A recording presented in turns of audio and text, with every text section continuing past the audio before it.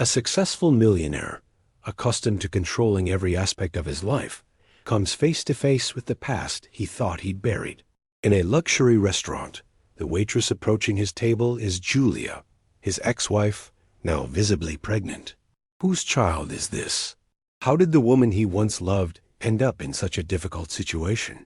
An unexpected encounter reopens old wounds and ignites new burning questions, forcing Mark to confront the man he was and discover unimaginable truths. Get ready for an emotional journey full of tension, mystery, and the slow, painful search for a second chance. It was just another Friday, or so it seemed. Mark Harrison, a successful entrepreneur, the man who had built an empire from nothing, was seated at his favorite table, the most discreet corner of the Sunflower Restaurant, a renowned place in Chicago, famous for its refined cuisine and for being a hub for important business deals. Mark was there for one of those lunches that could change the fate of a company, a delicate negotiation, but his mind was elsewhere. It wasn't about numbers, strategies, or mergers. It was something far more visceral, a punch to the gut that had left him breathless. Minutes earlier, as he was about to order another glass of water, a waitress had approached his table. She was pregnant, and not just any waitress. It was Julia Smith, his ex-wife. A knot tightened in his throat. Julia. In that moment, she looked like a completely different person from the one he remembered. Not the impeccable tailored suit, not the radiant smile he knew. She was tired, her hair pulled back in a messy ponytail, and that work apron made her almost unrecognizable. But her eyes, those hazel eyes, the same ones that had looked at him with love, with anger, with disappointment, they were the same. Her glance was fleeting, embarrassed. She had avoided his gaze, or perhaps hadn't recognized him at all. Impossible. It couldn't be. Mark felt like a boxer who had just taken an unexpected hit, one of those that leave you dazed and defenseless. The smell of food, the chatter of the diners, the clinking of cutlery. Everything vanished, replaced by a deafening silence in his head. The child she was carrying. Whose was it? How could the woman he had loved, with whom he had shared years of his life, end up waiting tables in a restaurant? The question burned, a sudden flame in a heart he thought he had extinguished long ago. The business lunch? It was just a vague memory, an insignificant background noise. Every fiber of his being was focused on Julia, on her figure now so fragile and yet so impenetrable. Their story had ended years earlier, worn down by silences and conflicting priorities. Mark, with his relentless thirst for success, had always put work first. Meetings, trips, phone calls at all hours. His life was a whirlwind of commitments. Julia, for her part, desired a simpler, more present life, a family. The point of no return had been a miscarriage. Julia had lost their baby, while Mark was on the other side of the world, involved in a crucial negotiation. He hadn't been there. He hadn't been there to dry her tears, to hold her hand, to share the pain of that loss. That wound had never healed, transforming into an abyss between them. The divorce had been a formality, the inevitable conclusion of a love that had died under the weight of unmet expectations and irreparable absences. She hadn't asked for anything, just her freedom. Mark had tried to forget, to bury the memories under layers of work and new successes. But Julia's ghost haunted him, sometimes in dreams, other times in a scent, a song. Yet nothing had prepared him to see her like this. A waitress, pregnant. The image burned itself into his mind, an indelible mark. He tried to focus on his guests, on the contract in front of him, but his hand trembled slightly as he held the pen. Julia approached again, to ask if they wanted anything else. Her gaze passed over Mark, but didn't linger, professional, detached, almost cold, as if he were a stranger, just one of the many faces she saw every day. This hurt him more than he could admit. His pride was shattered. How could she not show him even a glimmer of emotion? Was she angry? Indifferent? He didn't know, and that lack of response irritated and tormented him at the same time. The following days were a torment for Mark. He couldn't get Julia out of his head. That belly, which was not only a sign of new life, but also of a mystery, obsessed him. He had never had any serious relationships after her. He had always been too focused on himself, on his business, on his ascent. And her? She had always refused to talk about her private life after the divorce. She had always been a proud woman, with a pride all her own, and Mark knew this well. He returned to the restaurant the next day with an excuse. Urgent business lunch, he told his secretary, who looked at him with a confused expression. His instinct told him he had to find out more. Every day, with a different excuse, Mark returned to the Sunflower. He always ordered the same table, hoping to be served by Julia, and each time she maintained her distance. She spoke only what was strictly necessary, in a flat tone of voice, devoid of any emotion. She avoided his gaze, or when their eyes met for an instant, it was like looking through a window of ice. This hostility, or perhaps simply her complete indifference, only fueled his curiosity. He began to ask discreet questions with the utmost caution. Talking to the waiters, to the manager, he discovered that Julia had started working there about 7 months prior. 7 months. The timing hit him like a punch. If the child was his, the numbers could add up. Was it possible that that night, their last night together before the divorce papers were finalized, had had consequences? The possibility both terrified and excited him. It was a thought that wouldn't leave him. Mark began to investigate more deeply, but always discreetly, so as not to alert Julia. He used his connections, his contacts, the resources he usually employed to close million-dollar deals or to defeat his opponents in the business world. This time, however, the goal was different. It was Julia. He wanted to know everything without her feeling hunted. The results were unsettling and unexpected. After their divorce, Julia had not had any significant relationships. No steady partner, no meaningful flings. It seemed her life had stopped, frozen in limbo, just like Mark's. This discovery brought a wave of hope mixed with deep shame. The shame of not having been able to read, at the time, the pain and loneliness she must have felt. The hope that this child, against all odds, could be his. Every day at the restaurant, Mark forced himself to appear calm and indifferent, but inside him a storm was brewing. He watched Julia, trying to catch every little detail, the tiredness in her eyes, the way she unconsciously caressed her belly as she walked, her concentrated expression as she took orders. He realized that the Julia he had married and then left was a woman he had stopped truly seeing. He had been too caught up in himself, in his world, in his ambitions, to notice the nuances, the cracks forming in their relationship. His past behavior presented itself before him like a merciless mirror. He had been an absent, distracted, emotionally inaccessible man. That realization hit him with the force of a revelation, and with it came a bitter awareness. The emptiness he felt inside was not only due to Julia's absence, but to how he had emptied himself, filling himself only with material successes, and letting every authentic human connection die. The desire to reconnect with Julia became an unbearable urgency, no longer a whim, no longer just curiosity. It was a visceral need, a desperate attempt to fix something he believed was irremediably broken. One afternoon, after another excuse, to be at the Sunflower, Mark intercepted her while she was outside for a short break. The air was tense, heavy with a thick silence. She looked at him, her eyes still lacking warmth. "What do you want, Mark?" Her voice was low, almost a whisper, but heavy with a tiredness that broke his heart. He hesitated. He didn't have a ready answer, not one of those well-rehearsed phrases he used in business. "I want to talk, Julia," he managed to say, his voice less steady than he would have liked. She shrugged, but didn't move to leave. That small sign gave him a glimmer of hope. It wasn't an easy conversation.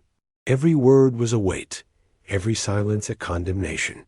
Mark apologized, not for the miscarriage, because he knew that wound was too deep to be simply erased with apologies.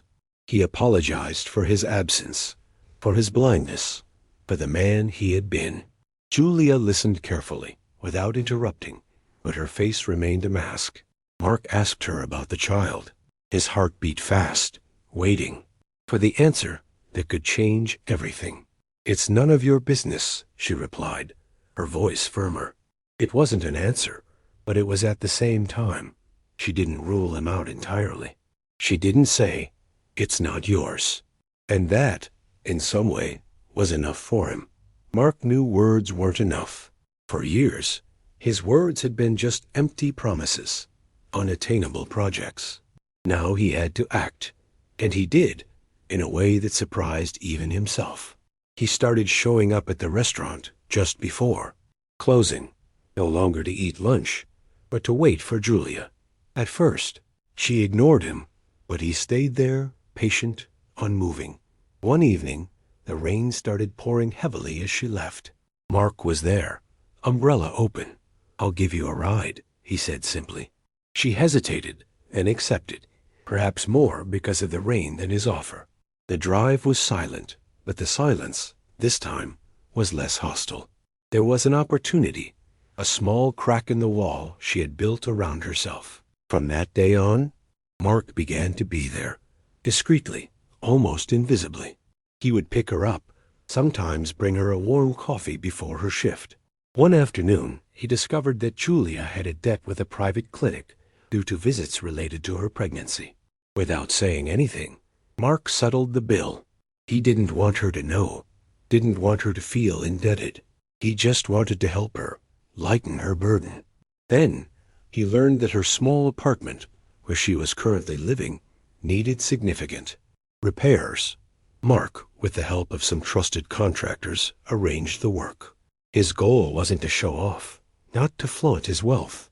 It was simply to do, in silence, what he should have done years ago: take care of her. His gestures were small, but consistent, and for the first time, free of ego. They were done from the heart, and Julia, though with suspicion, couldn't help but notice those changes. Julia's suspicion was a high wall, but Mark's small, consistent gestures were like drops that, day after day, began to erode it. He didn't talk about love. He didn't talk about a future together. He spoke through actions. He abandoned important meetings if Julia needed a ride, made sure she had eaten well, waited for her outside the restaurant, even when the cold bit hard. He didn't ask her for anything, didn't demand explanations. He was simply there. Julia, for her part, had seen too many broken promises to believe blindly. But she couldn't deny that something in him had changed. He was no longer the arrogant, self-centered man she remembered. There was a new humility in his eyes, a quiet determination he had never possessed before.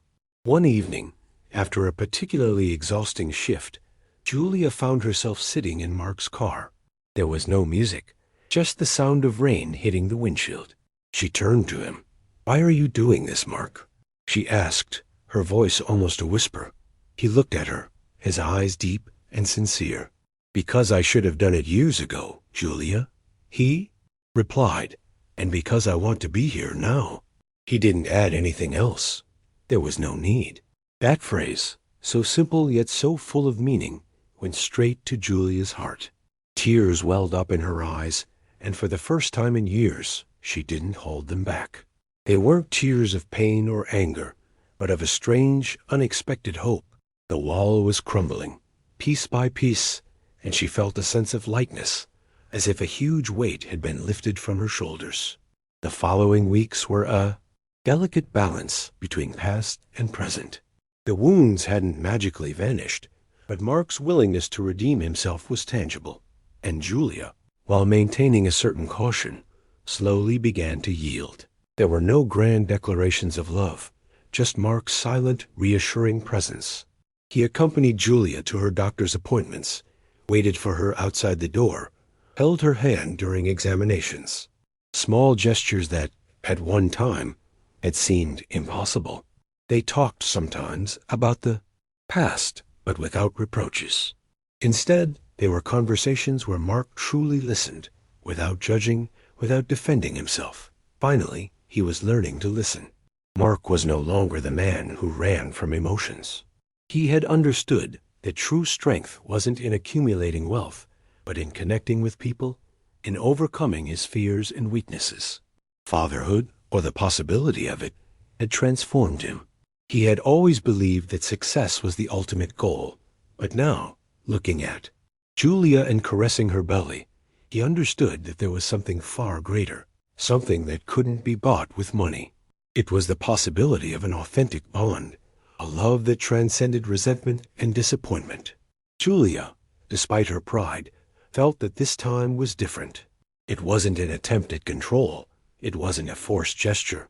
It was a true, deep willingness to change.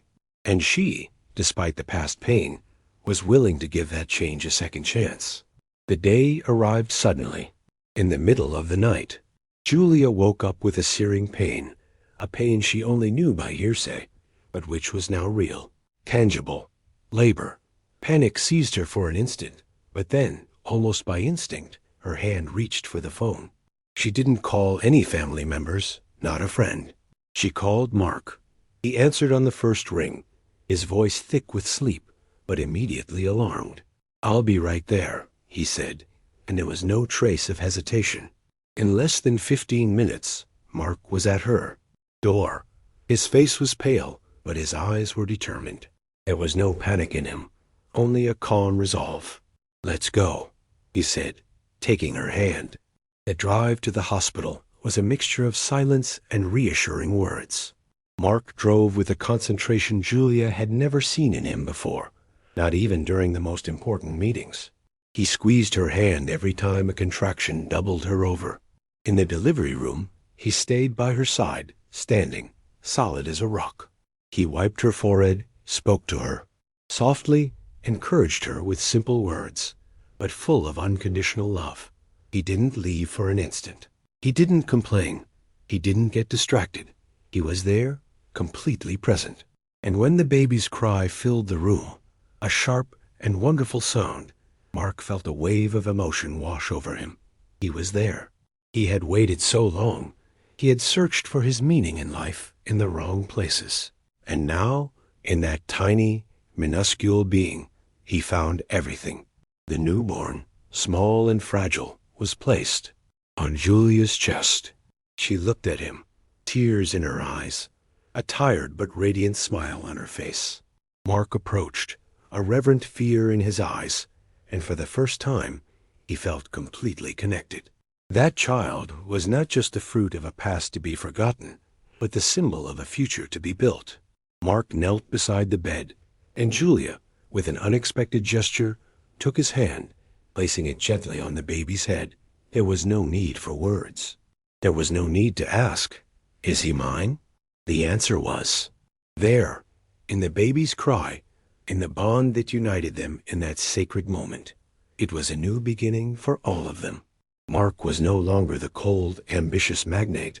He was a father, a man who had learned, the hard way, that true wealth was not what accumulated in the bank, but what was built with presence, with care, with dedication. He had understood that loving was not possessing, but being there, unconditionally. The child, whom they would name Edward, had a little bit of both of them, Mark's dark eyes and Julia's thin lips. Family was no longer an abstract concept, but a palpable reality made of sleepless nights, smiles, and unconditional love. Mark and Julia's story didn't end with a fairy tale happy ending, but with a realistic beginning made of work, forgiveness, and a presence that finally had become concrete.